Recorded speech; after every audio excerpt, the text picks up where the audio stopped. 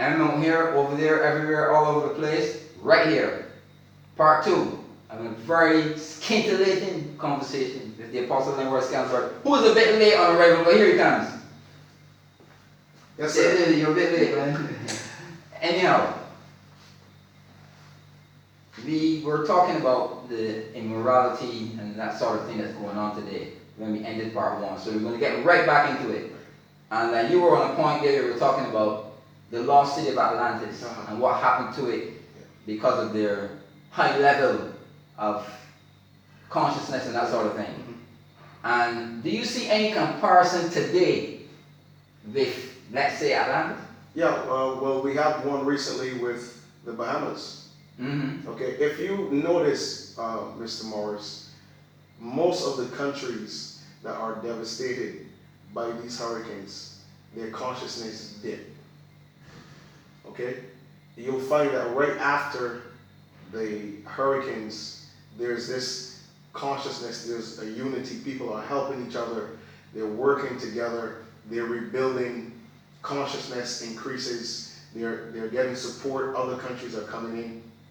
And you'll find that for a season, the consciousness is very high. People are loving, people are giving, and then over a 5-year period, we go back to a lull. Now, we had a very low consciousness in 1955 when Janet passed through Barbados. Our consciousness of God was very low, and our people were still very much connected to England. So we did not really know where we were going as a nation. Within 11 years, Errol Barrow brought us to independence. Now we started chartering. Not within 11 years. Within 11 years, 1966. Yes, 11 years. Yeah. 11 years. We were at that point, and now we're chartering. Now, since that time, we've had hurricanes that have, come through, and we've had, a little bit of rain, some flooding, a couple roofs are blown off. But we've not had major devastation because consciousness was very high. Now we're at that point where consciousness is dipping in Barbados. Again, okay? And we have to be very careful. I'm a spiritual person and I understand how these things work. I've spoken to nurses who, work within the ICU, and they will tell you that many times it's because people's energy is too low. They don't have the will to fight. They don't want to stay alive. They want to die. They want to go off of this realm. They can't handle the pain. They can't handle the medication because consciousness dips. And this is one of the things that's happening in Barbados. The Bahamas recently had a dip in consciousness after the passing of Dr. Miles Monroe. Okay? And who was Dr. Miles Monroe for the benefit of Dr. Miles Monroe was an internationally known man of God out of Freeport, Bahamas, the Bahamas Faith Ministry. Tremendous man of God, spoke very highly on leadership, on knowing your purpose, walk out. A diplomat known by the Bahamian government, was actually used by the Bahamian government. Worldwide speaker, came to Barbados on a couple of occasions, well known. Books are all over the place. So, but consciousness did. After his passing? Yeah, after his passing. It's been quite a number of years now after his passing. So when that happens, instead of repelling trouble, you attract trouble. Okay? And this is one of the things that in Barbados, our government must be careful, because the current government, let me say this, the current government is on the path to go out as the government with the worst state of crime and murder of any government in the history of Barbados. So that says something. You need to put a stop to it now before it turns into something even more deadly.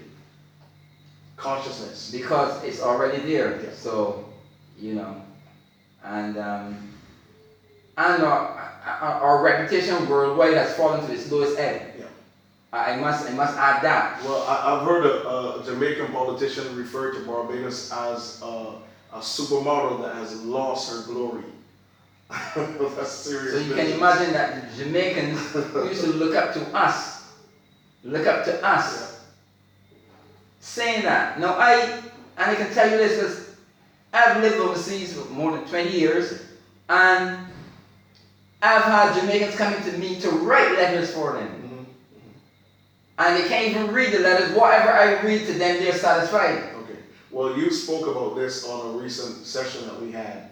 We talked about the fact that Barbados' literary rate, okay, or literary rate was in the Guinness Book of Records. Yes, as the highest in the entire world. Highest in the entire world. Okay, we're not there now.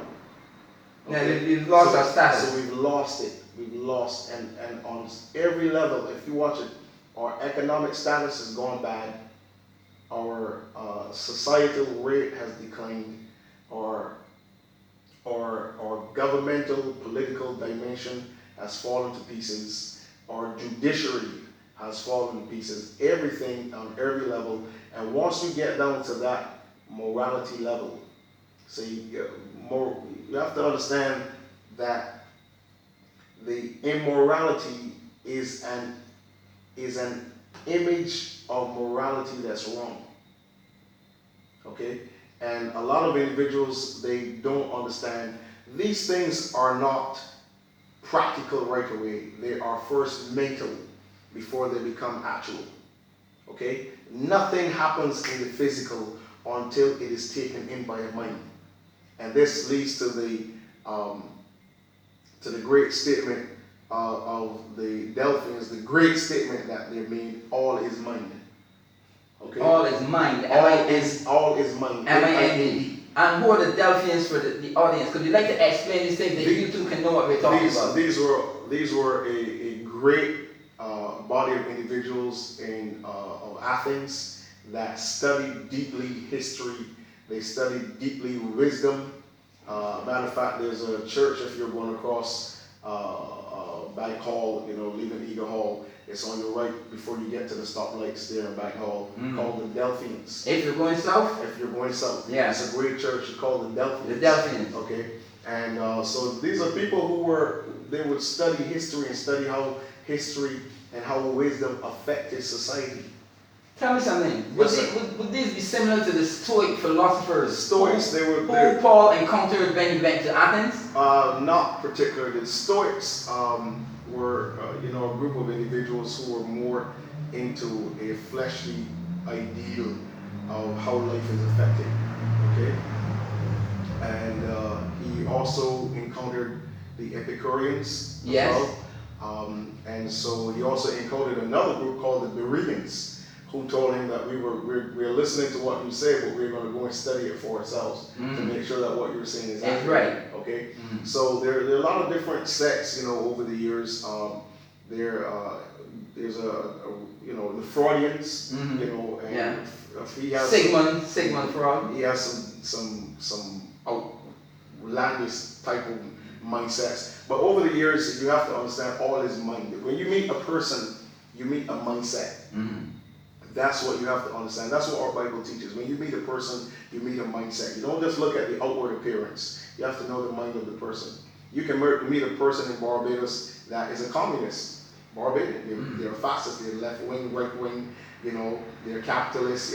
Fundamentalists. You can determine that. But the reality is that whenever consciousness falls, Mr. Morris, you've set yourself up to be wiped out.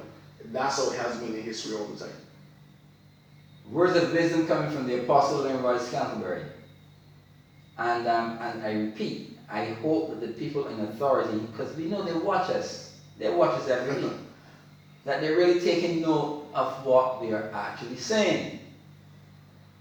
Getting back to that incident with that school child or whoever it is, the government should step in and put a stop to that. Yeah, right away. You are a male, you are a male. Right away. There's no debate. Right away. You are a male, and that's what you are. Right away. Right away. Why are they even entertaining this thought? Right away. Right away. And this is where the government needs, and again, Mr. Morris, why I have problems many times. We're looking to move forward. And sometimes when you're looking to move forward, there are certain people, even though they are a certain status in society, you have to move beyond them until they see the picture. Every person does not see the big picture. Okay? And sometimes our government has a habit of linking with people that they do not see the future, especially in the ministerial arena. They can only see for now. They can only see what their project is and what their project will do for a few, but they don't see what the project can do for a whole. They're not seeing the big picture.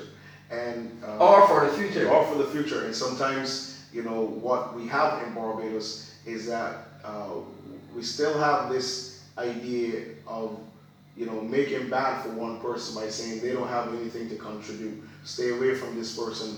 But in order to have a collective viewpoint of this, you have to bring people together. You cannot have everybody who's saying yes, yes, yes, yes, yes. You have to have someone. There's no balance. Okay. You need to have somebody that says, okay, well, let's look at it from a different perspective and see if that angle, if that perspective will actually work better. And this is what we're failing to do in Barbados. Okay? In Barbados, if you're liked, you'll work with. If you're hated, they shut you down. That is not a good balance for a society that is small like Barbados and developing. It's deadly.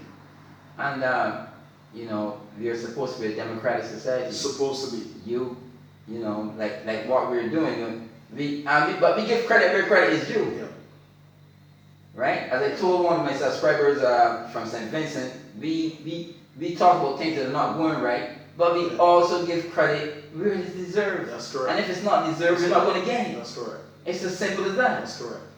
Simple, very, very simple.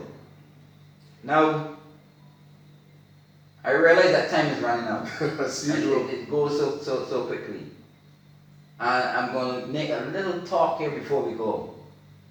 I very much hope that the ruling party, the government, even the opposition, whatever little there is, steps in and band together to put a stop to this thing. Yes, sir. Right? Yes, sir. Stop it right here it is, because if this is allowed to fester, this little incident, tomorrow, next week, there's going to be someone else doing it. Yeah. Yeah. And the week after. That's right. And then it's going to get out of hand. Never mind the United Nations and this Amnesty International or whatever, all these foolish organizations that promote homosexuality and all this sort of nonsense. You are a male, you're a male. If you don't want to be a male, just chop your head off. Right? That's my opinion. Chop your head off. And chop the parents' head off too. Well, I want to add to this, Mr. Morris. One thing I know about God is that God does not make mistakes. Does not make mistakes. Okay? So, children will always be a product of the consciousness of their parents. We know on a level of biology, we know that 64 chromosomes, 32 from the father, 32 from the mother. 64 divided by 2. That's right. That's how it's supposed to work. Anything beyond that creates abnormality. So he has different ribs. Men have more ribs or whatever. We're not dealing just on physical. No, I said that in levity. We're dealing mindset, Mm-hmm. and you can obviously see where the mindset of this child is being pushed from. What section of his creation is pushing this, and this is something that the government must step in. This must not be left to the church. This must be left up to our government. And it means stepped in and dealt with swiftly. Yes, sir. Swift and sure. Yes, sir. Apostle, our time is up. But we also say this minority. Yes, sir. Where the people fear the government, there is tyranny. Yes, sir. Where the government fears the people, there is liberty or freedom. That's right. Thomas Jefferson. That's correct. And you'll hear that incessantly from this platform. Our time is up. M.M Out There, over there, everywhere, all over the place. Gone for now. Till next time. Apostle, thank you. And let's take what I say.